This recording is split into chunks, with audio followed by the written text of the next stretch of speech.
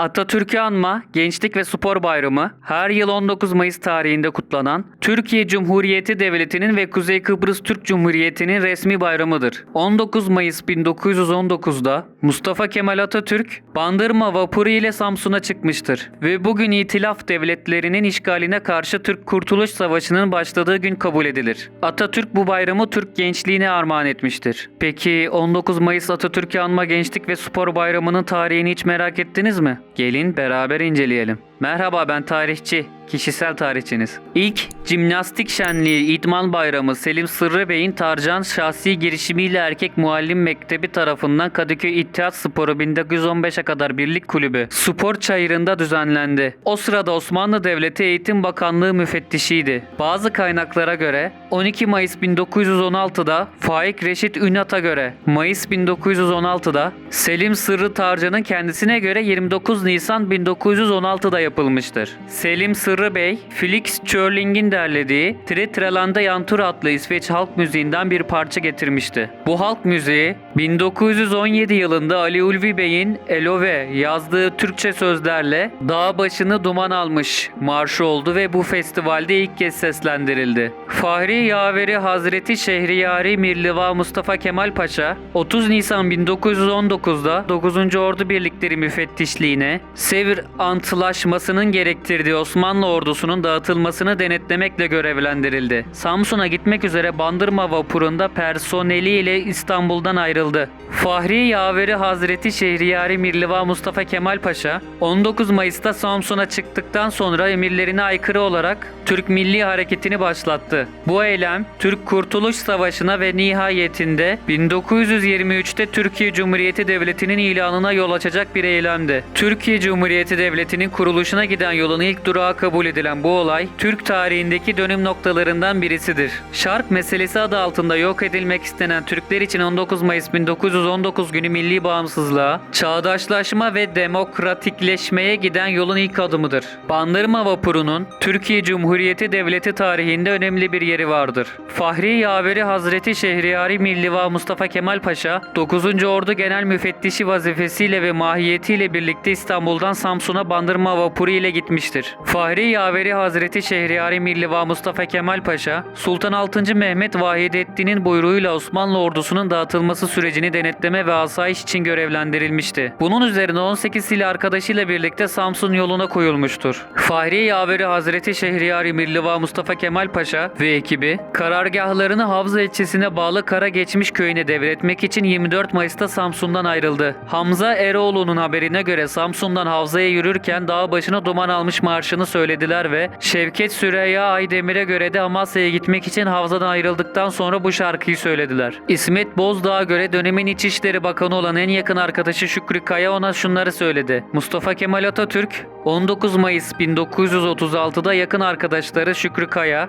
Ruşen Eşref Ünaydın, Kılıç Ali, Salih Bozok, Mehmet Seydan ve Nuri Conker ile İstanbul Dolmabahçe Sarayı'nda sohbet etti. Mustafa Kemal Atatürk onlara "Bugünün ne olduğunu biliyor musunuz?" diye sordu. İzmir işgalinin 3. günü, Ankara toplantısı, İsmet Paşa Lozan'dan telgraf çekti, Haliç Konferansı, Türk-İngiliz-Irak görüşmeleri, İlerici Cumhuriyetçi Parti'ye saklandı, yanıtlarını verdiler. Atatürk'ün yakın arkadaşları bile Fahri Yaveri Hazreti Şehriyari Mirliva Mustafa Kemal Paşa'nın Samsun'a çıkışını hatırlayamadı. Mustafa Kemal Atatürk daha sonra ülkemizin kurtuluşu ile ilgili bir gündür dedi. Yine de arkadaşları doğru olayı belirleyemedi. Bir süre sonra Şükrü Kaya, "İstanbul'dan ayrıldığınız gün müydü?" diye sordu. Ve Mustafa Kemal Atatürk, "Yaklaştınız, Samsun'a indiğimiz gündü," dedi. Mustafa Kemal Atatürk, "Bugün kutlayacağımız bir festival olacak," dedi. Gelecek yıl Şükrü Kaya'nın düzenlemesiyle 19 Mayıs kutlandı. O zamana kadar Mustafa Kemal Atatürk'ün Nutuk adlı kitabındaki "Beyler,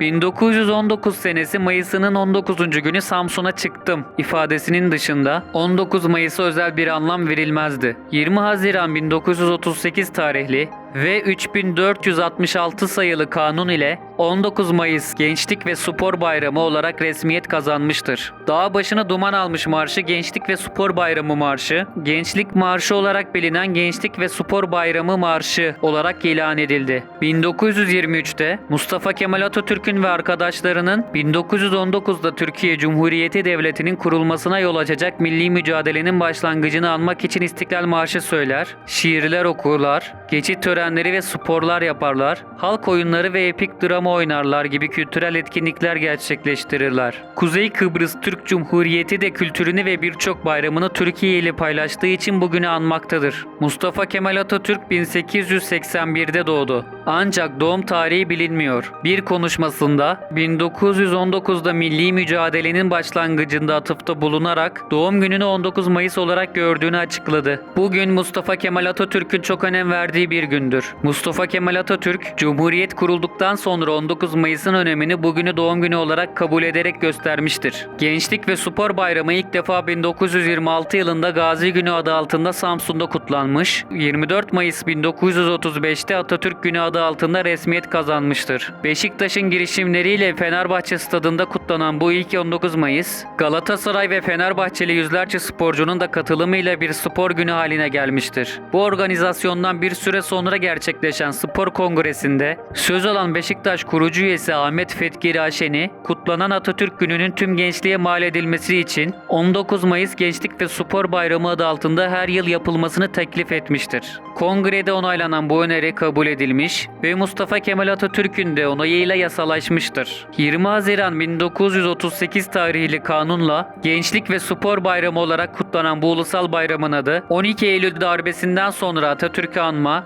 Gençlik ve Spor Bayramı adını almıştır. 12 Eylül darbesi veya 1980 ihtilali, resmi isimlendirmeleriyle 12 Eylül 1980 Harekatı veya Bayrak Harekatı, Türk Silahlı Kuvvetleri'nin 12 Eylül 1980 günü emir komuta zinciri içinde gerçekleştirdiği askeri darbe, 27 Mayıs 1960 darbesi ve 12 Mart 1971 muhtırasının ardından Türkiye Cumhuriyeti tarihinde silahlı kuvvetlerin yönetime karşı gerçekleştirdiği 3. ve son başarılı açık müdahaledir.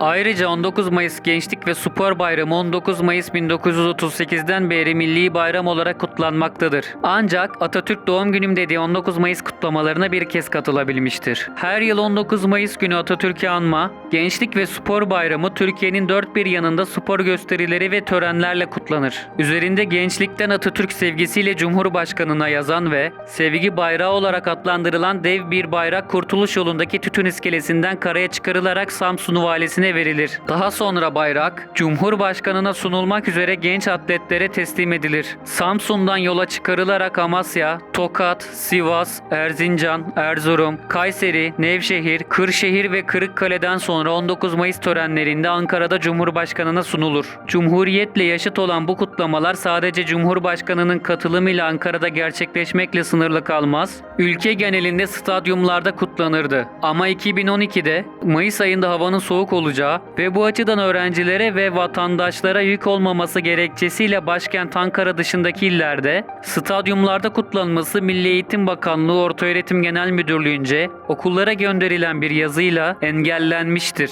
Bu karar Cumhuriyetçi kesimin büyük tepkisiyle karşılaşmıştır. Bu konuda Alper Ayhan tarafından bir dava açılmış ve kazanılmıştır. Abone olmayı, bildirimleri açmayı, videoyu beğenmeyi, sosyal medya hesaplarımızı takip etmeyi, bizi paylaşmayı ve Patreon'da bize destek olmayı unutmayın.